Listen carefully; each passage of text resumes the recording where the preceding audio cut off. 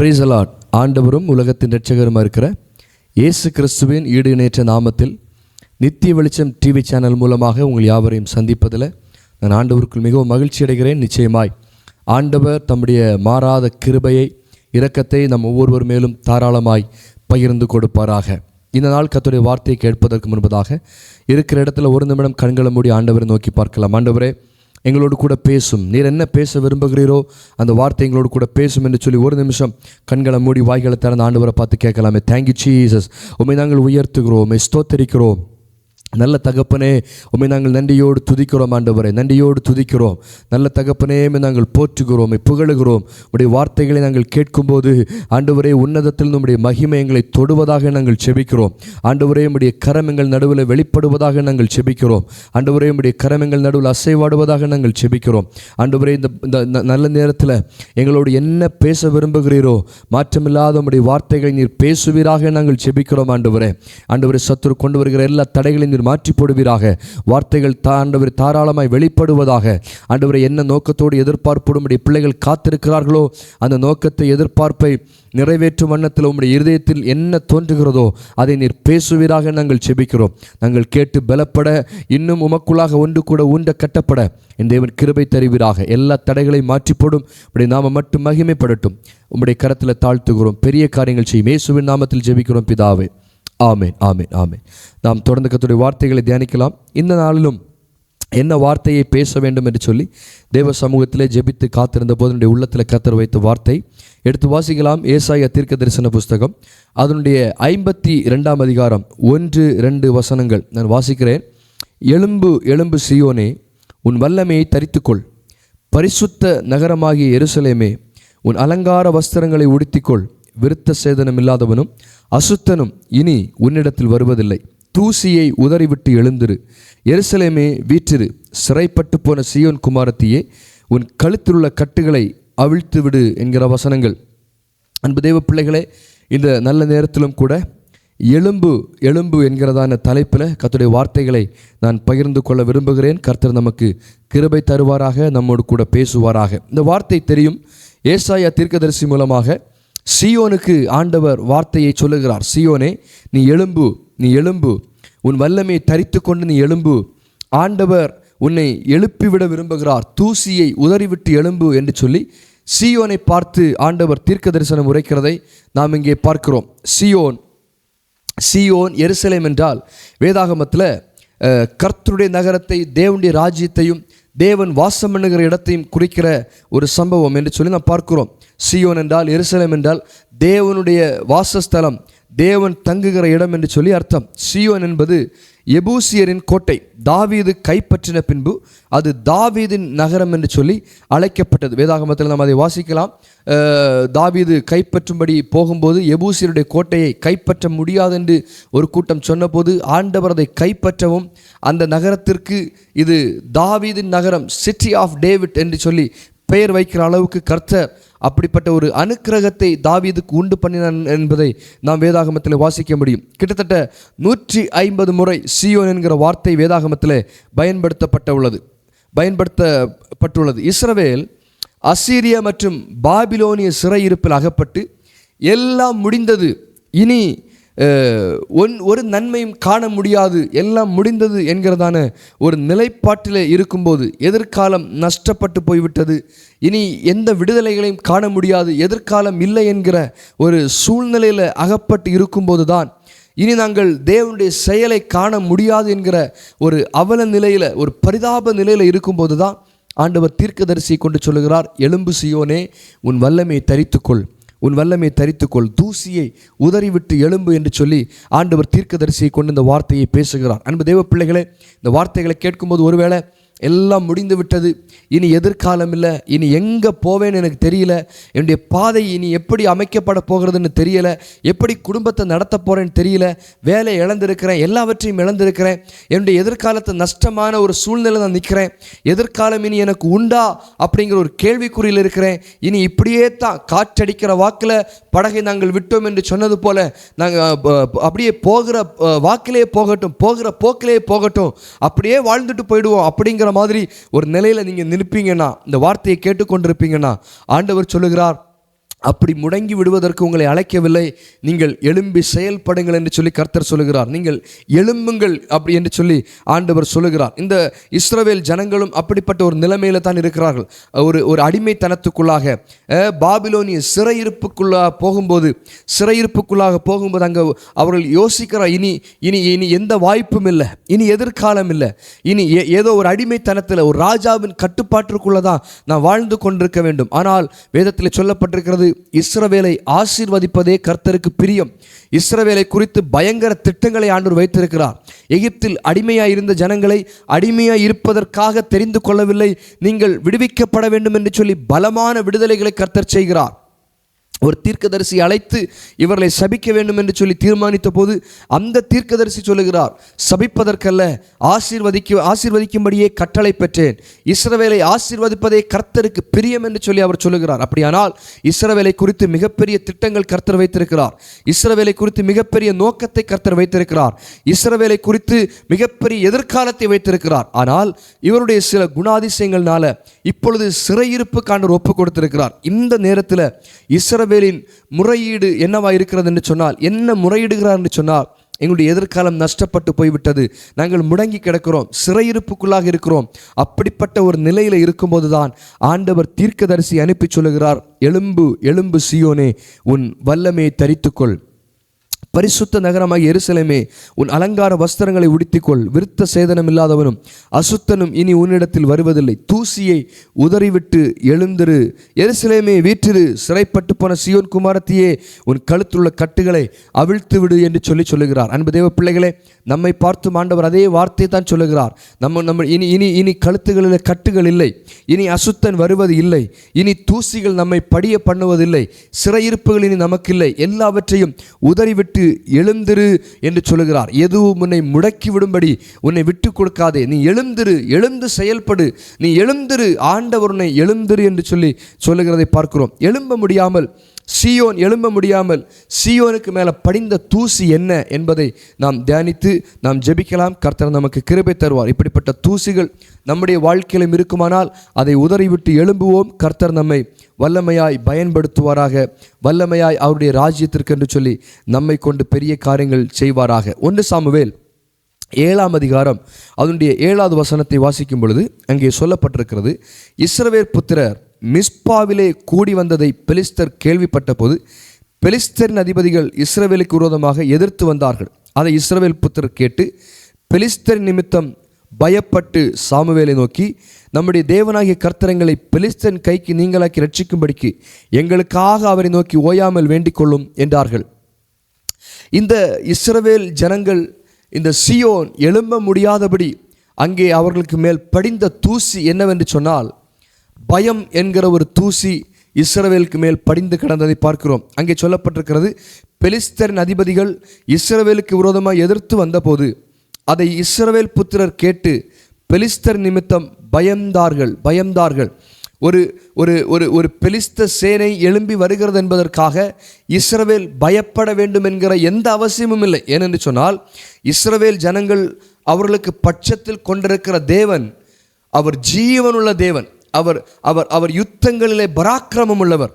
அவர் சேனைகளின் அதிபதி, யாவே சபையோத் என்று சொல்லி அவருக்கு ஒரு நாமம் உண்டு. அன்பு தேவ பிள்ளைகளே, இந்த ஜனங்கள் அப்படிப்பட்ட ஒரு தெய்வத்தை சொந்தமாய் கொண்டிருந்தும் அவர்கள் பயந்தார்கள் என்று சொல்லப்பட்டிருக்கிறது. பயம் ஒரு தூசியை போல நம்முடைய வாழ்க்கையில் படிந்து கிடக்கும். நம்மை எழும்ப விடாமல், நம்மை செயல்பட விடாமல், கர்த்தருக்கு என்று பயன்பட விடாமல் நம்மை அது படிந்து நம்மை அப்படியே முடக்கி போட வாய்ப்புள்ளதாக இருக்கிறது. அன்பு தேவ பிள்ளைகளே, இஸ்ரவேல் ஜனங்களுடைய வாழ்க்கையில் அவர்களை எழும்ப விடாமல் தடுத்த தூசியும் அதுதான், பயம் என்கிற தூசி. எந்த சூழ்நிலைகளை குறித்தும் பயப்பட வேண்டிய அவசியம் இல்லை. ஆண்டவர் ஆபிரகாமை பார்த்து சொல்லுங்க, ஆபிரகாமே நீ பயப்படாதே, நான் சர்வ வல்லமை உள்ள தேவன் என்று சொல்லுகிறார். யோசுவாவை பார்த்து சொல்லுகிறார், நீ பயப்படாத, நான் உன்னோடு கூட இருந்து உன்னை கைவிடாமல் உன்னை பாதுகாத்து நடத்துவேன். மோசையோடு கூட இருந்தது போல உன் கூடையும் நான் இருப்பேன். நீ உயிரோடு இருக்கும் நாளெல்லாம் ஒருவன் உனக்கு முன்பதாக எதிர்த்து நிற்பதில்லை என்று சொல்லி ஆண்டவர் யோசுவாவிடத்தில் பேசுகிறதை பார்க்கிறோம். ஆண்டவர் எந்த சூழ்நிலையிலையும் அவருடைய அவருடைய பிள்ளைகள் பயந்து போய் இருக்க வேண்டும் என்று விரும்புகிறவர் அல்ல. வேதத்தில் சொல்லப்பட்டிருக்கிறது, நீங்கள் பயப்படுகிறதற்கு அடிமைத்தனத்தின் ஆவியை பெறாமல் அப்பா பிதாவே என்று அழைக்கிற புத்திர சுவிகாரத்தின் ஆவியை பெற்றீர் என்று சொல்லப்பட்டிருக்கிறது. நாம் பயத்தின் ஆவியை பெறவில்லை, சுதந்திரத்தின் ஆவியை பெற்றிருக்கிறோம். அப்படியானால் இந்த வார்த்தைகளை கேட்டுக்கொண்டிருக்கும் போது எழும்ப முடியாமல் சூழ்நிலைகளை நினைத்து பிரச்சனைகளை நினைத்து பயந்து கொண்டிருக்கிற யாரோ சிலர் ஆண்டவர் தெளிவாய் சொல்லுகிறார், நீங்கள் பயப்படாமல் நீங்கள் தரித்து நின்று தேவனுடைய செய்கைகளை பாருங்கள். கர்த்தர் உங்களுக்காக செய்ய போகிற யுத்தத்தை பாருங்கள். இஸ்ரவேல் ஜனங்களே, நீங்கள் பெலிஸ்தரின் இராணுவத்தை பார்த்து, பெலிஸ்தரின் அதிபதிகளை பார்த்து பயப்பட வேண்டிய அவசியம் இல்லை. ஏனென்று சொன்னால் அவர்களோடு இருப்பவர்களை பார்க்கிலும் நம்மோடு இருக்கிற கர்த்தர் பெரியவர். அப்படியான இந்த வார்த்தைகளை சொல்லிக் கொண்டிருக்கும் போதே யாரோ சிலருடைய வாழ்க்கையிலிருந்து பயத்தின் ஆவியை கர்த்தர் வெளியேற்றுகிறார். அன்பு தெய்வ பிள்ளைகளே, பயத்தின் ஆவியில நீங்க பிடிக்கப்பட்டு பயந்து கொண்டிருப்பீரானால், பயம் ஒரு தூசியை போல உங்களை எழும்ப விடாமல் படிந்திருக்குமானால், இந்த வார்த்தைகளை கேட்டுக்கொண்டிருக்கும் போதே அந்த பயத்தின் ஆவிகளை கர்த்தர் உங்கள் எல்லைகளை விட்டு அப்புறப்படுத்துவாராக.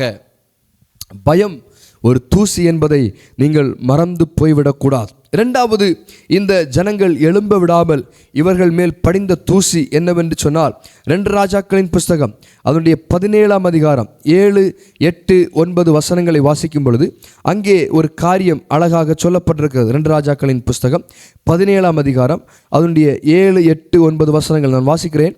எகிப்தின் ராஜாவாகிய பார்வோனுடைய கையின் கீழ்ந்த தங்களை எகிப்து தேசத்திலிருந்து வரப்பண்ணின தங்கள் தேவனாகிய கர்த்தருக்கு விரோதமாக இஸ்ரவேல் புத்திரர் பாவம் செய்து அந்நிய தேவர்களுக்கு பயந்து நடந்து, கர்த்தர் இஸ்ரவேல் புத்திரருக்கு முன்பாக துரத்தின ஜாதிகளின் வழிபாடுகளிலும் இஸ்ரவேல் ராஜாக்களின் வழிபாடுகளிலும் நடந்து கொண்டிருந்தார்கள். செய்யத்தகாத காரியங்களை இஸ்ரவேல் புத்திரர் தங்கள் தேவனாகிய கர்த்தருக்கு விரோதமாக இரகசியத்தில் செய்ததுமன்றி, காவல் காக்கிற கோபுரங்கள் தொடங்கி அரணான பட்டணங்கள் மட்டுமல்ல, தங்கள் ஊர்களிலெல்லாம் தங்களுக்கு மேடைகளையும் கட்டி என்று சொல்லி அங்கே சொல்லப்பட்டிருக்கிறது. இரண்டாவது, எழும்ப முடியாமல் நமக்கு மேல் படிந்திருக்கிற தூசி என்னவென்று சொன்னால் இரகசிய பாவங்கள். இரகசிய பாவங்கள். அன்பு தெய்வ பிள்ளைகளே, நாம் வெளியே எவ்வளவு பெரிய பரிசுத்தவான்களாகவும் நம்மை காண்பித்து கொள்ளலாம். ஆனால் இரகசியத்தில் பாவத்தின் கிரியைகள் நம்மிடத்தில் இருக்குமானால் நாம் ஒரு குறிப்பிட்ட அளவிற்கு மேலே எழும்ப முடியாமல் அது நம்மை முடக்கி போடும் என்பதை நீங்கள் மறந்து போய்விடக்கூடாது. ஒன்று தெரியுமா, யாக்கோபு தன்னுடைய மாமனாருடைய இல்லத்திலிருந்து புறப்பட்டு வரும்போது அவருடைய பிரயாணங்களை பாதியிலே நிறுத்தினதும், அவர்களை விடமாட்டேன் பழி வாங்குவேன் என்று சொல்லி யாக்கோபுடைய மாமனார் அவனை பின்தொடர்ந்து வருவதற்கும் மிகப்பெரிய காரணமாக இருந்தது என்னவென்று சொன்னால், இந்த யாக்கோபுடைய மனைவி தன்னுடைய தகப்பனுடைய இல்லத்திலிருந்து சொரூபங்களை, விக்கிரகங்களை அவள் எடுத்துக்கொண்டு வந்தாள் என்று சொல்லி நாம் பார்க்கிறோம். இதனாலேயே இந்த லாபான் அவர்களை பின்தொடர்ந்து வந்தான். அவருடைய பிரயாணங்கள் தாமதமானது என்று சொல்லி வேதத்திலே பார்க்கிறோம். இரகசிய பாவங்கள் எந்த சூழ்நிலையிலையும் நம்மை அடுத்த கட்டத்திற்கு வளர விடாமல் தடுக்கிற மிகப்பெரிய தூசியாக இருக்கும் என்பதை நீங்கள் மறந்து போய்விடக்கூடாது. பானை செய்கிறவர்கள் அந்த பானை செய்கிற மணலை ஒரு சிறிய அளவு தூசி கூட இல்லாமல் அதை சலித்து அதை மிகவும் ஃபில்டர் பண்ணி எடுப்பார்கள் என்பது நமக்கு நன்றாகவே தெரியும். ஒரு சின்ன தூசி இருந்தால் கூட, சின்ன கற்கள் இருந்தால் கூட அந்த பானையை ஒழுங்காக வனைய முடியாது என்பதை நாம் அறிந்திருக்கிறோம். அன்பு தேவ பிள்ளைகளை, இதே போல தான் நம்முடைய வாழ்க்கையிலும் இருக்கிற இரகசிய பாவங்கள். இரகசிய பாவங்கள் நம்மை எழும்ப விடாமல் தடுக்கும் மிகப்பெரிய தூசி என்பதை நீங்கள் மறந்து போய்விடக்கூடாது.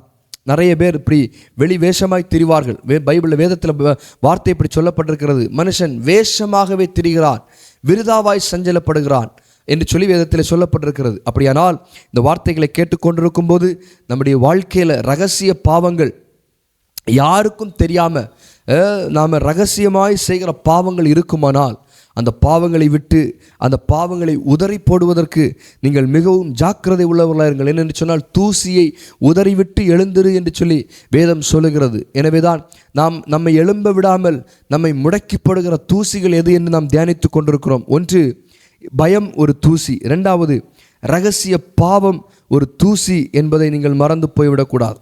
அதே 2 ராஜாக்கள் புஸ்தகம் 17ஆம் அதிகாரம் 22வது வசனத்தை வாசிக்கும் பொழுது அங்கே ஒரு சம்பவம் சொல்லப்பட்டிருக்கிறது. அப்படியே இஸ்ரவேல் புத்திரர் யெரொபெயாம் செய்த எல்லா பாவங்களிலும் நடந்தார்கள் என்று சொல்லப்பட்டிருக்கிறது. அன்பு தேவ பிள்ளைகளே, மூன்றாவது நம்மை எழும்ப விடாமல் முடக்கி போடுகிற தூசி எதுவென்று சொன்னால் மற்றவருடைய பாவத்திற்கு உடன்படுவது. ஒருவேளை நீங்கள் கேட்கலாம், நாங்கள் யாருடைய பாவத்திற்கும் உடன்படலையே, எப்படி மற்றவருடைய பாவத்திற்கு உடன்படுகிறோம் என்று சொல்லி நீங்கள் கேட்கலாம். நான் இப்படி சொல்லுகிறேன், ஒரு மனிதன் பாவம் செய்கிறான் என்று தெரிந்தும் அவனை நீங்கள் கண்டிக்காமல், அவனுக்கு கொடுக்க வேண்டிய ஆலோசனை கொடுக்காமல், கண்டும் காணாமல் நீங்கள் உங்கள் பாட்டில் இருப்பீர்கள் என்று சொன்னால், நான் சொல்லுகிறேன், அவனுடைய பாவத்திற்கு நீங்கள் உடன்படுகிறீர்கள் என்று சொல்லி அர்த்தம். அன்பு தெய்வ பிள்ளைகளே, எந்த மனிதனுடைய பாவத்திற்கும் நாம் உடன்பட வேண்டிய அவசியம் இல்லை. ஒரு மனிதன் தவறுகிறான் என்று நமக்கு தெரிந்தால் உடனே அந்த தவறை திருத்துவதற்கு, சொல்ல வேண்டிய விதத்தில் சொல்லி பக்குவமாய் அதை திருத்துவதற்கு நாம் முயற்சி எடுக்க வேண்டும். எனக்கு என்ன வந்துச்சு என்று சொல்லி நாம் கண்டும் காணாமலும் போவோம் என்று சொன்னால், நான் சொல்லுகிறேன், அவருடைய பாவத்திற்கு நீங்கள் உடன்படுகிறீர்கள். நீ எப்படி வேண்டுமானாலும் வாழ்ந்து விடு என்று சொல்லி அவர்களுக்கு அனுமதி கொடுக்கிறீர்கள் என்று சொல்லி அர்த்தம். அநேக பெற்றோர்கள் சில நேரத்தில் பிள்ளைகளை கண்டிப்பதில் மிகவும் கவனக்குறைவாக இருக்கிறார்கள். பிள்ளைகளை கண்டிப்பதனால ஒருவேளை பிள்ளைகள் வேறு ஏதாவது செய்து விடுவார்களோ என்ற பயத்தினாலேயும், பிள்ளைகளை கண்டிப்பதனால் அவர்கள் மேலே இருக்கிற அன்பு குறைந்து போய்விடுமோ என்கிற ஒரு குழப்பத்தினாலேயும் பிள்ளைகளை கண்டிக்காமல் வளர்க்கிறார்கள். அன்பு தெய்வ பிள்ளைகளே, வேதம் சொல்லுகிறது, யாருடைய பாவத்திற்கும் உடன்படக்கூடாது என்பதை வேதம் நமக்கு கற்றுக் கொடுக்கிறது. இஸ்ரவேல் ஜனங்கள் எழும்ப முடியாமல் அவருடைய வாழ்க்கையில் இருந்த மிகப்பெரிய பிரச்சனை, மற்றவருடைய பாவத்திற்கு அவர்கள் யெரொபெயாம் செய்த எல்லா பாவங்களிலும் அவர்கள் நடந்தார்கள் என்று சொல்லி சொல்லப்பட்டிருக்கிறது. மற்றவருடைய பாவத்திற்கு ஒத்து போனார்கள் என்று சொல்லி சொல்லப்பட்டிருக்கிறது. ஆதியாகமத்தின் புஸ்தகம் முதல் அதிகாரங்களை நாம் வாசிக்கும்போது அங்கே சொல்லப்பட்டிருக்கிறது, ஏவாளுக்கு சர்ப்பமானது வஞ்சித்து பழத்தை சாப்பிட வைத்தது. அந்த பழத்தை அப்படியே தன் கணவனாருக்கும் கொண்டு போகும்போது கணவனாரும் ஏவாள் செய்த அதே பாவத்திற்கு உடன்பட்டு அதை அங்கே ஏற்றுக்கொள்கிறார் என்று நாம் பார்க்கிறோம். அன்பு தேவ பிள்ளைகளே, நமக்கு தெரிந்த நபர்கள் பாவத்தில் இருப்பார்களானால் பக்குவமாக எடுத்து சொல்லுங்கள். இல்லை என்றால் வெகு சீக்கிரத்தில் நம்மையும் அவர்கள் வழியில் நடக்க வைப்பதில் அவர்கள் கவனம் உள்ளவர்களாக இருப்பார்கள். எனவே மற்றவருடைய பாவத்திற்கு உடன்பட்டு போவது நம்முடைய வாழ்க்கையில் எழும்ப முடியாமல் அது மிகப்பெரிய தடையாக இருக்கும் என்பதை நீங்கள் மறந்து போய்விடக்கூடாது. 4வது, 2 நாளாகமத்தின் புஸ்தகம் 13ஆம் அதிகாரம் அதனுடைய 12வது வசனத்தை வாசிக்கும் பொழுது அங்கே ஒரு வார்த்தை இப்படி சொல்லப்பட்டிருக்கிறது. 2 நாளாகமத்தின் புஸ்தகம் 13ஆம் அதிகாரம் அதனுடைய 12வது வசனம் நான் வாசிக்கிறேன் உங்களுக்காக. 2 நாளாகமத்தின் புஸ்தகம் 13:12 இப்படி சொல்லப்பட்டிருக்கிறது, இதோ எங்கள் சேனாதிபதியா எங்களோட கூட, இதோ தேவன் எங்கள் சேனாதிபதியா எங்களோடு கூட இருக்கிறார். உங்களுக்கு விரோதமாய் பூரிகைகளை பெருந்தொனியாய் முழக்குகிற ஆசாரியர்களும் இருக்கிறார்கள். இஸ்ரவேல் புத்திரரே, உங்கள் பிதாக்களின் தேவனாகிய கர்த்தருக்கு விரோதமாக யுத்தம் செய்யாதிருங்கள், செய்தால் உங்களுக்கு சித்திக்காது என்று சொல்லி இங்கே சொல்லப்பட்டிருக்கிறது. இஸ்ரவேல் ஜனங்கள் என்ன செய்தார்கள் என்றால், தங்கள் தேவனுக்கு விரோதமாய் யுத்தம் செய்ய ஆரம்பித்தார்கள். தங்கள் தேவனுக்கு விரோதமாய் யுத்தம் செய்ய ஆரம்பித்தார்கள். இஸ்ரவேல் ஜனங்கள் தேவனோடு போராடுகிறவர்களாய் மாறினார்கள், தேவனோடு யுத்தம் பண்ணுகிறவர்களாய் மாறினார்கள். ஆண்டவர் என்ன சொன்னாலும் அந்த வழியில் நடக்காமல் தான் விரும்புகிற வழியிலேயே அவர்கள் நடப்பதற்கு தங்கள் இருதயங்களை அவர்கள் பெருக்கினார்கள் என்று சொல்லி வேதத்திலே சொல்லப்பட்டிருக்கிறது. அன்பு தேவ பிள்ளைகளே, அப்படியானால் தேவனுக்கு விரோதமாய் நாம் யுத்தம் செய்கிறவர்களாய் ஒரு நாளும் மாறிவிடக்கூடாது. தேவனுக்கு விரோதமாய் கலகம் பண்ணுகிறவர்களாய் ஒரு நாளும் மாறிவிடக்கூடாது. அப்படி நாம் செயல்பட்டால் அது நம்முடைய வாழ்க்கையில் எழும்ப முடியாமல் மிகப்பெரிய தடையாய் மாறிவிடும் என்பதில் எந்த ஒரு மாற்றமும் இல்லை. சங்கீதங்களின் புஸ்தகம் 81வது சங்கீதம் அதனுடைய 11வது வசனத்தை வாசிக்கும்போது, என் ஜனமோ என் சத்தத்துக்கு செவி கொடுக்கவில்லை, இஸ்ரவேல் என்னை விரும்பவில்லை என்று சொல்லி சொல்லப்பட்டிருக்கிறது. 5வதாக, நம்முடைய வாழ்க்கையில் நாம் எழும்பாதபடி, நம்மை எழும்ப விடாதபடி நம்முடைய வாழ்க்கையில் படிந்திருக்கிற தூசி என்னவென்று சொன்னால், தேவனை வெறுக்கிற சில அனுபவங்கள். நாம் சில நேரத்தில் ஜெபித்த ஜெபங்களுக்கு பதில் வரவில்லை என்றால் உடனே ஆண்டவரை வெறுக்கிறவர்களாய் நாம் பேசுகிறோம். நம்முடைய வாயின் வார்த்தைகள் தேவனை வெறுக்கிறவைகளாய் வெளிப்படுகிறது. அப்படிப்பட்ட அனுபவங்கள் அன்பு தேவ பிள்ளைகளே, இஸ்ரவேல் ஜனங்கள் என்ன செய்தார்கள் என்று சொன்னால், என் சத்தத்துக்கு செவி கொடுக்காமல் இஸ்ரவேல் என்னை விரும்பவில்லை என்று சொல்லி அங்கே சொல்லப்பட்டிருக்கிறது. அன்பு தேவ பிள்ளைகளே, ஒரு காரியத்தை நீங்கள் நன்றாய் புரிந்து கொள்ள வேண்டும். இஸ்ரவேல் ஜனங்கள் என் சத்தத்துக்கு செவி கொடுக்காமல் என்னை விரும்பாமல் வெறுத்து விட்டார்கள், எண்ணி முடியாத நாட்களாக என்னை மறந்து போனார்கள் என்று சொல்லி வேதத்திலே அவர்களை குறித்து சொல்லப்பட்டிருக்கிறது. அப்படியானால் ஆண்டவர் என்ன சொல்லுகிறார்? இஸ்ரவேல் எழும்பாததற்கு காரணம், இஸ்ரவேல் முடங்கி போனதற்கு காரணம், இஸ்ரவேலுக்கு மேலே படிந்த தூசி என்னவென்று சொன்னால் அவர்கள் தேவனையே விரும்பாமல் தேவனை வெறுக்கிறவர்களாய் மாறிவிட்டார்கள். அப்படியானால் தேவனுக்கு தங்களை அர்ப்பணிக்காமல் தேவனோடு கூட வாழுகிற வாழ்க்கையை விரும்பாமல் அவர்கள் தான் மனம் போன போக்கில் வாழுகிறதை விரும்பினார்கள் என்று சொல்லி அங்கே சொல்லப்பட்டிருக்கிறது. அன்பு தேவ பிள்ளைகளே, ஆண்டவர் நம்மிடத்தில் நம்முடைய வாழ்க்கையை அடுத்த கட்டத்திற்கு எழுப்பிவிட வேண்டும், நாம் எழும்பி செயல்பட வேண்டும், தூசிகளை உதறி எழும்ப வேண்டும் என்று சொல்லி ஆண்டவர் நம்மிடத்தில் விரும்புகிறார். ஆனால் இஸ்ரவேல் ஜனங்கள் என்ன செய்கிறது என்று சொன்னால் ஆண்டவரையே விரும்பாமல் ஆண்டவரையே வெறுத்த ஒரு வாழ்க்கை வாழ்ந்து கொண்டிருக்கிறார்கள். அன்பு தேவ பிள்ளைகளே, இந்த வார்த்தைகளை கேட்டுக்கொண்டிருக்கும் போது எழும்பி செயல்படுவதற்கு எழும்புவதற்கு நம்மை துரிதப்படுத்துகிற தேவன் நாம் எல்லா சூழ்நிலைகளையும் அவரை விரும்ப வேண்டும் என்பதை அவர் விரும்புகிறார், அவருக்கு செவி கொடுக்க வேண்டும் என்பதை ஆண்டவர் எதிர்பார்க்கிறார். ஒன்று தெரியுமா? அநேகர் ஆண்டவரிடத்திலிருந்து வருகிற ஆசீர்வாதங்களை பெற்றுக்கொள்ள விரும்புகிறார்கள், ஆண்டவர் நம்மை நடத்த வேண்டும் என்று விரும்புகிறார்கள். ஆனால் கர்த்தரையோ விட்டு விடுகிறார்கள். வேதத்தில் ஒரு வார்த்தை இப்படி சொல்லப்படுகிறது, அவர்கள் நாவினால் என்னை துதித்து இருதயத்தினால் தூரமாக இருக்கிறான்னு சொல்லி ஜனங்களை குறித்து சொல்லப்பட்டிருக்கிறது. அப்படியானால் தெய்வ பிள்ளைகளே, ஒரு காரியத்தை தெளிவாய் புரிந்து கொள்ள வேண்டும். நம்மை எழும்ப பண்ணுவதற்கு கர்த்தர் மிக தீவிரமுள்ளவராக இருக்கிறார். அவர் சொல்லுகிறார், தூசியை உதறிவிட்டு எழும்பு, தூசியை உதறிவிட்டு எழும்பு. தேவனை விரும்பாத அனுபவங்கள் நம்முடைய வாழ்க்கையில் படிந்து போன தூசி.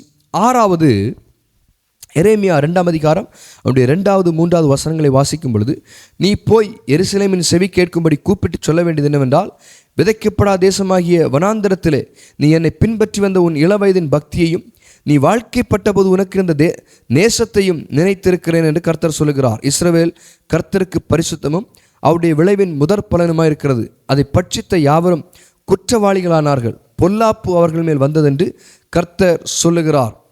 யாக்கோபின் குடும்பத்தாரே, இஸ்ரவேலின் வம்சங்களே, நீங்கள் எல்லாரும் கர்த்தருடைய வார்த்தையை கேளுங்கள் என்று சொல்லி ஒரு எச்சரிப்பு செய்தியை அங்கே ஆண்டவர் சொல்லுகிறதை பார்க்கிறோம். கர்த்தருக்கு பரிசுத்தமும் அவருடைய விளைவின் முதற் பலனுமாய் இருந்த இந்த இஸ்ரவேல் இப்போ எப்படிப்பட்ட சூழ்நிலையில் நிற்கிறார்கள் அப்படின்னா, குற்றவாளிகளாய் நிற்கிறார்கள். அப்படியானால் அவர்கள் தங்கள் ஸ்தானத்தை இழந்து நிற்கிறார்கள். கர்த்தருக்கு பரிசுத்தமுள்ளவர்கள், முதற் பலனானவர்கள் என்கிற ஸ்தானத்தை இஸ்ரவேல் இழந்து நிற்கிறது. அன்பு தெய்வ பிள்ளைகளே, இந்த இழப்பு அவருடைய வாழ்க்கையில் படிந்த மிகப்பெரிய தூசி என்பதை நாம் மறந்து போய்விடக்கூடாது. ஒன்று தெரியுமா? இந்த தூசிகளை உதர்னாதான் நாம் எழும்பி செயல்பட முடியும். நம்மை கொண்டு மிகப்பெரிய காரியங்களை செய்யும்படி ஆண்டவர் மிக எதிர்பார்ப்போடு கூட இருக்கிறார். 7வது, இவர்கள் மேல் படிந்த தூசி என்னவென்று சொன்னால் 6வது வசனம், 2ஆம் அதிகாரம் 6வது வசனம், என்னை விட்டு தூரப்பட்டு மாயையை பின்பற்றி வீணராய் போகிறதற்கு என்னிடத்தில் என்ன அநியாயத்தை கண்டீர்கள். அப்படியானால் ஆண்டவர் என்ன சொல்லுகிறான்னு சொன்னால், இஸ்ரவேல் ஜனங்கள் மாயையை பின்பற்ற ஆரம்பித்தார்கள். மாயையை, இந்த உலகத்தில் சத்துரு அநேக மாயை நமக்கு காண்பிக்கிறான், அநேக மாயை நமக்கு காண்பிக்கிறான். மாயை என்று தெரிந்தும் மாயை பின்பற்றுகிறவர்களாய் நாம் இருக்கிறோம். அன்பு தேவ பிள்ளைகளே, இந்த உலகத்தில் மாற்றமில்லாத மாயமில்லாத ஒரே ஒருத்தர் உண்டானால் அவர் நீங்களும் நானும் ஆராதிக்கிற இயேசு கிறிஸ்து மட்டும்தான். அவரை மட்டும் நாம் பின்பற்றுகிறவர்களாய் மாறினால் தூசி உதறிவிட்டு எழும்புவதற்கு அது மிகப்பெரிய வாய்ப்பாய் நமக்கு அமையும் என்பதில் எந்த ஒரு சந்தேகமும் இல்லை. அன்பு தேவ பிள்ளைகளே, எழும்பு, தூசியை உதறிவிட்டு எழும்பு என்று ஆண்டவர் சொல்லுகிறார். ஆக இந்த வார்த்தைகளை கேட்டுக்கொண்டிருக்கும் போதே நாம் தியானித்த 7 விதமான தூசிகளை உதறுவதற்கு கர்த்தர் நமக்கு கிருபை தருவாராக. அன்பு தெய்வ பிள்ளைகளே, இஸ்ரவேல் ஜனங்கள் பயந்தார்கள். பயம் ஒரு தூசியாய் இருந்தது.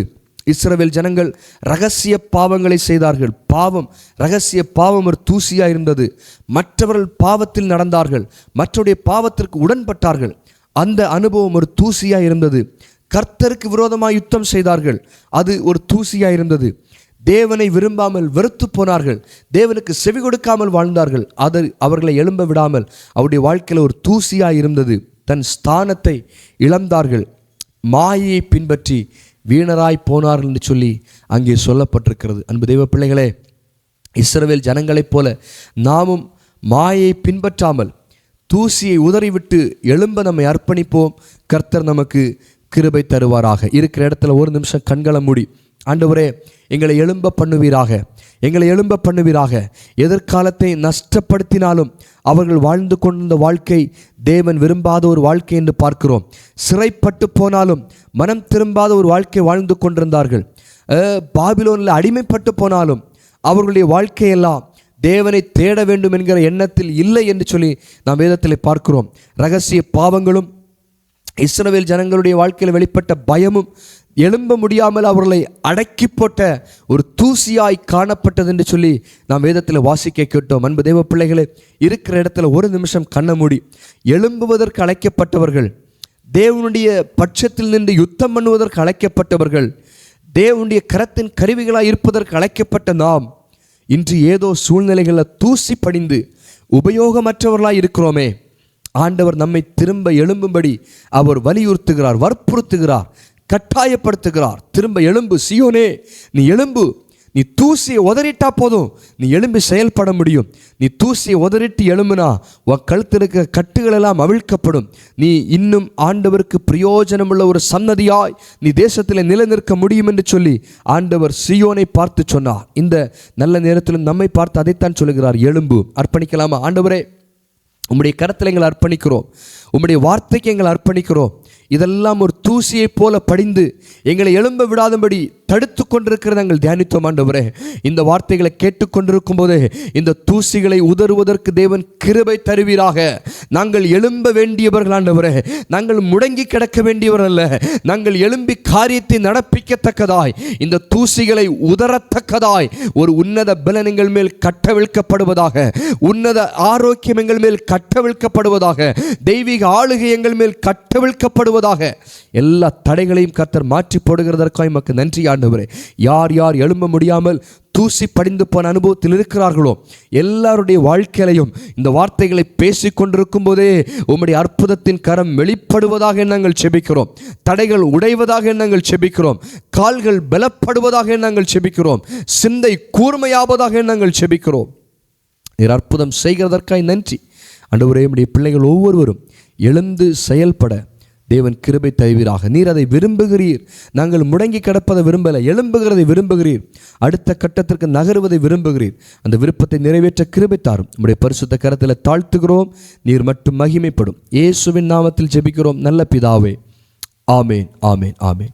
God bless you. கர்த்தர் உங்களை ஆசீர்வதிப்பார்.